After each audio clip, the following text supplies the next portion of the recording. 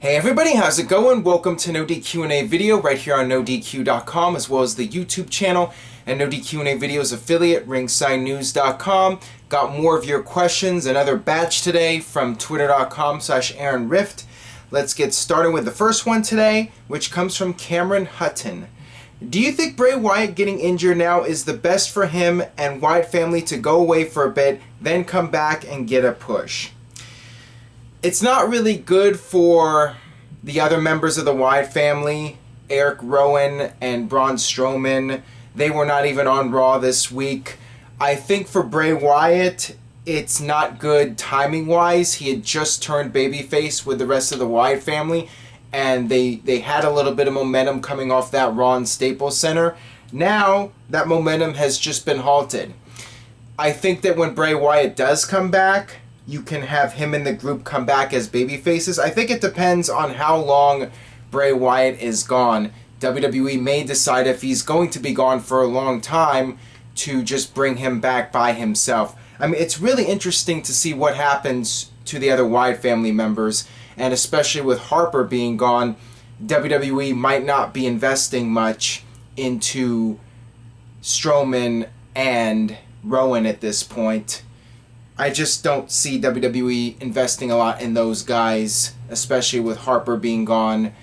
I think that they are going to be in a lot of trouble. And I got this question here from David. Do you think Bray Wyatt is more appealing and can be better used as a solo act than being a leader of the Wyatt family? At the end of the day, Bray Wyatt is the star of the group. For a while, WWE was pushing Braun Strowman as a monster, and there was speculation that they were grooming Braun Strowman for Brock Lesnar. But Bray Wyatt was really the star of the group, and I think when he does come back, eventually he will be a solo act. I do not see the Wyatt family being a faction for many years to come. I think that eventually they will break up and Bray Wyatt will go off on his own and be a babyface, most likely. I think he should still be a babyface when he does return, whenever that is. I think that Bray Wyatt does have a lot of potential as a babyface character. It's just a shame. Like I said before, from a timing perspective, it could not have been worse for Bray Wyatt to get hurt right after turning babyface and getting a good crowd reaction on a well-received Raw. Alright, this one comes from WWE Lewis. How would you bring Nakamura into the main roster, and who would you have him take on for his first rivalry? I would like to see him on the main roster as soon as possible, but also I think he should come in at a major pay-per-view event. I would like to see him compete at the NXT TakeOver Brooklyn right before SummerSlam. Maybe that be his final night in NXT, and then debut him the next night on the main roster and build him up.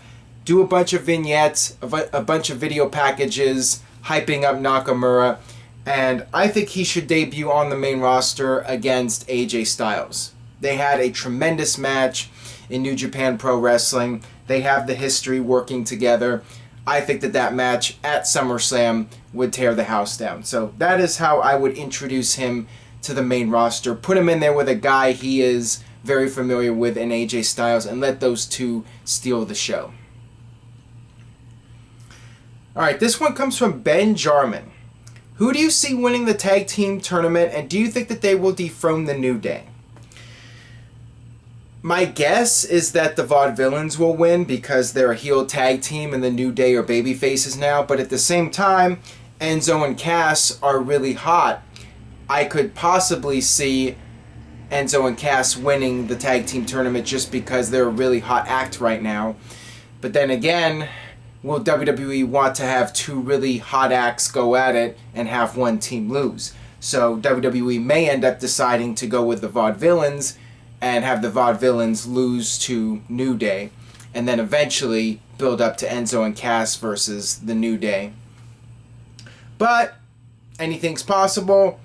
And it would not even surprise me if the Vaudevillains won the tag team tournament and then went on to actually defeat the New Day to become the tag team champions, just so New Day as baby faces can be on the chase trying to win back their tag team titles from the heel team that stole the titles from them.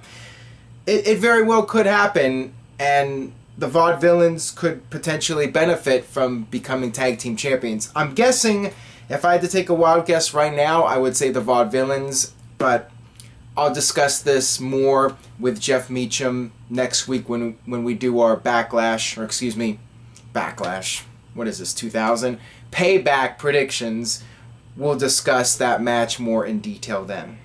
Alright, this next question comes from Peter Burchett. Do you feel a lack of rules like some of the ones they had back in the day hurt people trying to get real heel heat? I would say that is true to a degree. I think years ago, when the rules were more enforced, it allowed heels to be able to use various shady tactics to win matches, and now people don't really follow the rules as strictly as they used to, and the announcers don't really play up on the rules as much. I mean, this past week on Raw, we saw Chris Jericho use a thumb to the eye during his match with Sami Zayn, but it didn't feel like they really made a huge emphasis on that. So yeah, I think that was one advantage to having more rules and having a larger emphasis on the rules, so the heels would have more ways of being able to cheat and gain an advantage and get the heel heat. Alright, this one comes from Leon. I don't even know how to pronounce his name. I apologize for that. Hey Aaron, please answer in video. Since CM Punk has been gone, he has got his wish with talent. Do you believe he'll come back after his UFC stint? Who knows when CM Punk's even fighting at this point, so his UFC stint might not even begin officially for another year. I'm not sure. I do not see CM Punk going back to WWE anytime soon. But I think one day we will see CM Punk in a WWE ring again. If somebody put a gun to my head and said, will CM Punk ever show up on WWE television again? I would say yes. I mean, Bret Hart got screwed by Vince McMahon and said he would never work for WWE again, and eventually he did come back. Bruno Sammartino came back to WWE after years of being on bad terms with Vince and the company. I think we will see CM Punk again one day. Will it happen next year? Probably not. But 10 years from now, I would say there's at least a decent chance of him showing up, either going into the Hall of Fame or having a comeback in WWE. I would definitely not rule it out. Alright, this one comes from Jishnu. Hey Aaron, after a great episode of Raw, why the ratings fall again? Will this cause Shane to be removed and Authority be called back? I really hope not, and that is my fear. The Raw ratings are continuing to drop. This week, the show from London, the third hour, did under 3 million viewers, which is not good. I mean, I think that's the new record low rating for Raw since 1997 during the regular season prior to football. WWE is in a transitional period. They are building new stars, and in my opinion, bringing back Triple H and Stephanie would be a mistake. Raw feels like a breath of fresh air right now, and I like the fact that new guys are being built up, and you need to build towards the future. So I hope WWE doesn't panic. I mean, they didn't panic during the fall when we're all complaining about it. Now that we're actually enjoying the show, many of us on the internet, WWE is still having the low ratings.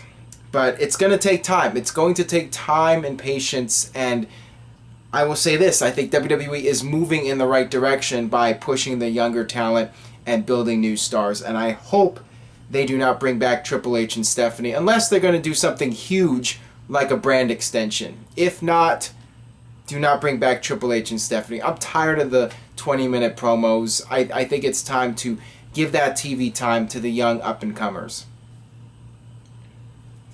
Alright, this one coming from Heck Hunter.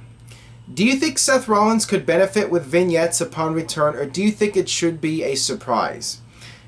Hashtag rest in peace beard, R.I.P. beard. That's an interesting question. I think that if Seth Rollins was coming back as a babyface, it might be cool to do something similar to when Triple H returned in 2002 with the video packages hyping up his return. But on the other hand, it might be nice to bring him back as a surprise. I think it depends on what the storylines are. If you're doing the Shield versus Bulletproof, whatever they're called, and you could have Seth Rollins coming out there to align himself with Dean Ambrose and Roman Reigns, having him come out as a surprise would make more sense than to have vignettes and then have Rollins show up as the third guy reuniting the Shield. So it just depends on what the storyline you're doing is exactly. If Rollins is coming back to feud with Triple H, then maybe do the vignettes and pattern Seth Rollins' return after Triple H's return in 2002. Alright, this one comes from Ariel. With Sami Zayn putting on great performances, do you see him winning a title anytime soon? That is an interesting question as well. I think that it's inevitable that Sami Zayn will win a title. Will he be WWE champion? That, I think, is unlikely, at least right now. But I could very well see Sami Zayn winning the US title or the IC title, and I'd love to see him win the US title because I feel that that title is going nowhere right now, and the IC title is doing better. I would definitely like to see him in contention. Give him one of the mid-card titles and then slowly build him up and see where he goes. I would definitely like to see that happen, and I would be shocked if Sami Zayn doesn't end up as IC or US champion sooner than later. Alright, this one comes from RelTube. Hey Aaron, I just watched Brock vs. Goldberg. Do you think Goldberg is overrated, and would one more run really be worth it? A lot of people feel Goldberg is overrated, but people still talk about him, and people still speculated, and there was all this hype that he might show up at WrestleMania 32. For a guy that's overrated, Goldberg seems to still have a lot of people talking about him here in 2016. When he was around, he made a huge impression. He was WCW's biggest homegrown star in terms of box office. He was on top in WCW when the company was at its hottest point, and WCW packed 40,000 fans into the Georgia Dome when Goldberg faced Hogan, and many would say that that was the most memorable moment in WCW history. Goldberg was really over. He was good at his job. If we're judging Goldberg based on how he did his job, he did it great. His job was to go out there, kick people's asses, be a tough guy, and make money. And that's exactly what he did. So how can you call the guy overrated when he did the job he was supposed to do really well? Alright, that'll wrap it up for this edition of NoDQ&A video. Thanks as always for watching. Stay tuned to NoDQ.com for the very latest regarding Payback. Follow me at twitter.com/AaronRift and also at facebook.com/AaronRift. And on that note, I will see you guys next time for more NoDQ&A video.